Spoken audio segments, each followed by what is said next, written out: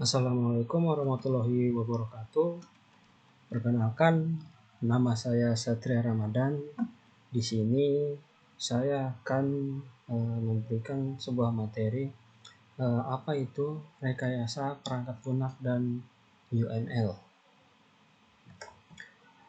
Rekayasa perangkat lunak atau dalam bahasa Inggrisnya disebut dengan software engineering adalah satu bidang profesi yang mengalami cara-cara pengembangan perangkat lunak termasuk pembuatan, pemeliharaan, manajemen organisasi, pengembangan perangkat lunak dan manajemen kualitas atau pengertian lain dari rekayasa perangkat lunak itu ialah pengubahan perangkat lunak itu sendiri guna mengembangkan, memelihara dan membangun kembali dengan menggunakan prinsip rekayasa untuk menghasilkan sebuah perangkat lunak yang dapat bekerja itu lebih efisien dan efektif untuk user maupun pengguna. Kriteria yang dapat digunakan sebagai acuan dalam merekayasa perangkat lunak. Yang pertama itu ada maintainability. Maintainability itu artinya dapat terus dirawat dan dipelihara. Dependability itu dapat mengikuti perkembangan teknologi yang ada sekarang. Artinya mengikuti zaman teknologi yang sudah berkembang yang semakin maju. Kemudian ada robust. Robust itu dapat mengikuti keinginan si pengguna, artinya yang melakukan rekayasa perangkat lunak ini, artinya orangnya membuat sebuah perangkat lunak itu sendiri. Kemudian ada usability, artinya dapat memenuhi kebutuhan yang diinginkan, artinya memenuhi kebutuhan si user ini, artinya kita membuat sebuah perangkat lunak itu untuk siapa dan untuk apa, tujuannya itu harus jelas. Dan yang terakhir itu efektif, ya tentunya efektif dan efisien dalam menggunakan energi dan penggunaan dari perangkat lunak itu sendiri. Atribut perangkat lunak. Dalam atribut perangkat lunak ini ada 4, ya. Yang pertama itu dapat dipelihara. Artinya perangkat lunak ini dapat ditulis sedemikian rupa sehingga perangkat lunak itu dapat berubah seiring dengan perubahan kebutuhan pelanggan. Yang kedua, dapat diandalkan. Perangkat lunak itu mempunyai serangkaian karakteristik termasuk keandalan, keamanan dan keselamatan. Jadi software ini itu dapat berguna bagi user atau pengguna gitu, jadi dapat diandalkan gitu. Efisien yaitu perangkat lunak ini tidak boleh artinya menggunakan sumber daya sistem seperti Cisco memakan memori atau prosesor yang besar gitu. Jadi perangkat lunak ini harus efisien, jadi tidak boleh menggunakan memori yang besar, yang dalam artian ini justru akan mengganggu perangkat lunak itu sendiri gitu. Jadi perangkat lunak tidak lagi dapat digunakan bagi user-user yang kebanyakan gitu. Jadi hanya user-user dengan yang memiliki memori yang besar gitu yang bisa menggunakan. Jadi sehingga ini tidak bisa menjadi efisien. Kemampu pakaian, artinya perangkat lunak itu harus dapat dipakai, memiliki interface yang bagus dan dokumentasi yang mencakupi, artinya mudah digunakan oleh user, jadi tidak bertele-tele seperti itu. Adapun tujuan dari RPL itu sendiri itu menghasilkan sebuah perangkat lunak yang berkualitas. Yang dimaksud dengan berkualitas itu dapat dilihat dari 3 sisi, yaitu sisi sponsor, individu, atau organisasi yang telah mengeluarkan biaya dalam pembangunan perangkat lunak. Sisi pemakai siapapun yang menggunakan perangkat lunak tersebut. Sisi maintainer atau modifier yang memelihara dan memodifikasi perangkat lunak tersebut. Terus yang kedua adalah menghasilkan perangkat lunak dengan biaya yang efisien. Kemudian manajemen proyek perangkat lunak. Manajemen proyek perangkat lunak ini adalah aktivitas dan manajemen rekayasa perangkat lunak dimulai sebelum aktivitas seperti teknisi, diinstalasi dan berlanjut pada keseluruhan batasan, perkembangan, dan pemeliharaan perangkat lunak komputer itu sendiri. Adapun 3 fokus manajemen perangkat lunak. Yang pertama itu manusia, people. Artinya dari manusia itu sendiri ya, dari segi kesiapan organisasi perangkat lunak untuk mengerjakan aplikasi yang semakin kompleks. Kemudian problem, masalah, objektivitas dan ruang lingkupnya itu harus ditetapkan, pemecahan alternatifnya harus dipertimbangkan, teknik dan batasan yang harus diidentifikasi dalam sebuah masalah atau problem itu sendiri dari perangkat lunak itu. Kemudian proses, yaitu memberikan suatu kerangka kerja di mana rencana proyek perangkat lunak ini untuk pengembangan perangkat lunak ke depannya gitu. Jadi ada prosesnya untuk mengembangkan sebuah perangkat lunak. Awal proyek perangkat lunak untuk mengestimasi biaya, pemberian tugas, dan penjadwalan sebelum sebuah proyek direncanakan perlu adanya memastikan tujuan dan ruang lingkupnya. Terus memperhatikan alternatif solusi, lalu identifikasi batasan teknik dan manajerial. Kemudian ada pengukuran dan satuan ukuran. Ini artinya pengukuran dan satuan ukuran itu akan membantu untuk proses-proses dalam pengembangan produk dan produk itu sendiri.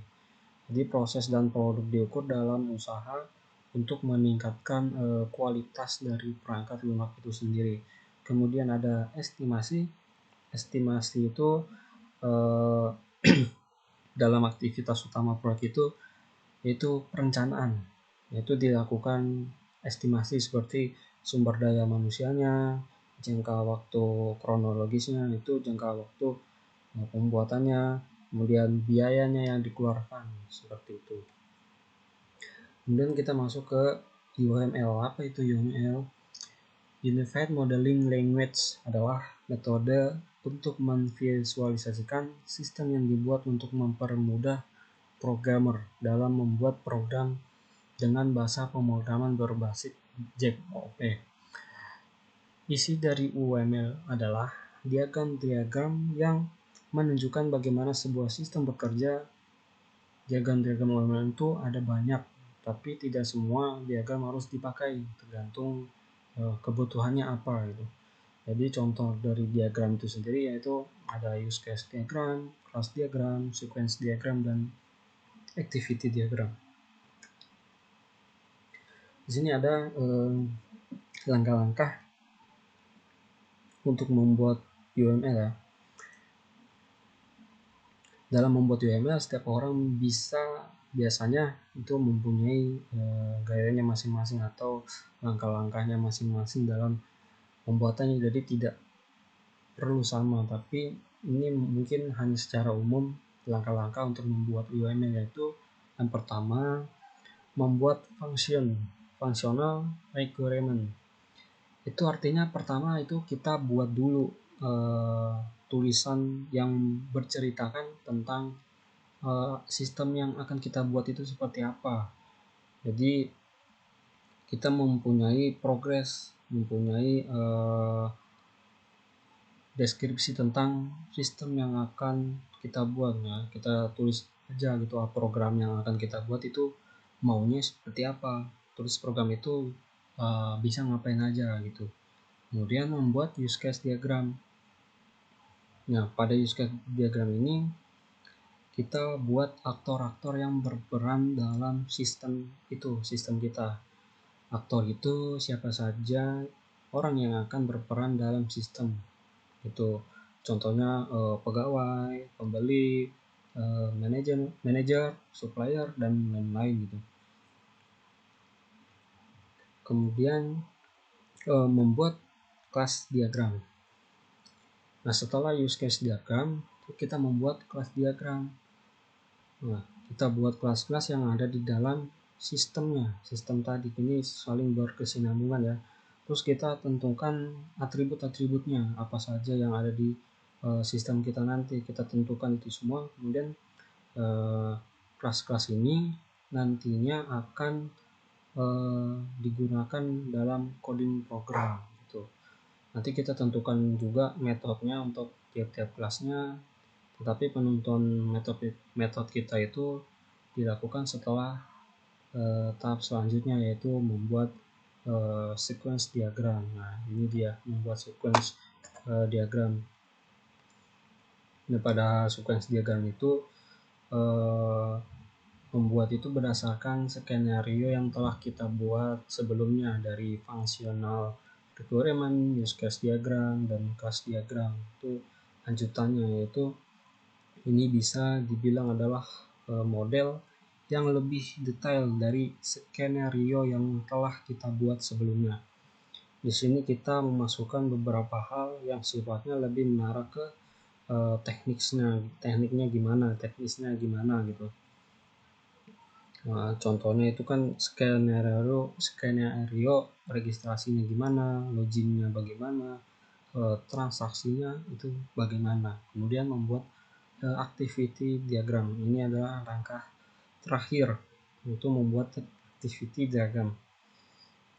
Kalau activity diagram ini mirip dengan flowchart.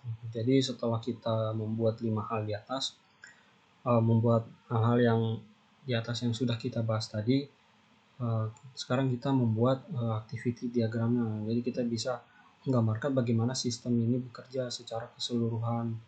Sekarang saatnya kita untuk merangkap semuanya, kemudian kita bisa merangkumnya semua, bagaimana sistem itu bisa bekerja secara keseluruhan. Nah, building blocks ini adalah seperti simbol-simbol yang ada di diagram UML itu sendiri. Terdapat 3 macam dalam building blocks. Yang pertama itu ada benda atau things, hubungan atau relationship, dan ada bagan, diagrams. Benda atau things adalah hal yang sangat mendasar dalam model UML. Juga merupakan bagian paling statistik dari sebuah model, serta menjelaskan elemen-elemen lainnya dari sebuah konsep dan atau fisik. Bentuk dari beberapa benda atau things adalah sebagai berikut. Nah, ini ada classes. Classes itu diuraikan sebagai sekelompok dari objek yang mempunyai atribut operasi, hubungan yang semantik. Sebuah kelas mengimplementasikan satu atau lebih interface. Jadi sebuah kelas itu dapat digambarkan sebagai sebuah persegi panjang yang mempunyai nama, atribut, dan metode pengoperasiannya. Ya, ini adalah contoh dari gambar kelas ya. Next. Kemudian ada collaboration. Nah, collaboration ini dapat diidentifikasikan dengan interaksi dan sebuah kumpulan atau kelompok dari kelas-kelas atau elemen-elemen yang bekerja secara bersamaan. Jadi collaboration ini mempunyai struktur dan dimensi. Struktur dan dimensi yaitu pemberian sebuah kelas memungkinkan berpartisipasi di dalam beberapa collaboration dan digambarkan dengan sebuah elips ya. Jadi collaboration itu digambarkan dengan sebuah elips atau garis yang garis potong-potong seperti itu. Nah, ini adalah contoh gambar dari collaboration. Kemudian ada use case. Use case ini adalah rangkaian atau uraian sekelompok yang saling terkait dan membentuk sistem secara teratur yang dilakukan atau diawasi oleh sebuah aktor atau use case itu sendiri. Use case ini digunakan untuk membentuk tingkah laku benda atau things tadi yang di atas itu dalam sebuah model serta direalisasikan oleh sebuah collaboration. Nah, pada use case ini umumnya itu digambarkan dengan ellipse dengan garis yang solid. Biasanya mengandung makna, mengandung sebuah nama. Kemudian nodes. Nodes ini merupakan fisik dari elemen-elemen yang ada pada saat dijalankannya sebuah sistem. Contohnya itu sebuah komputer gitu.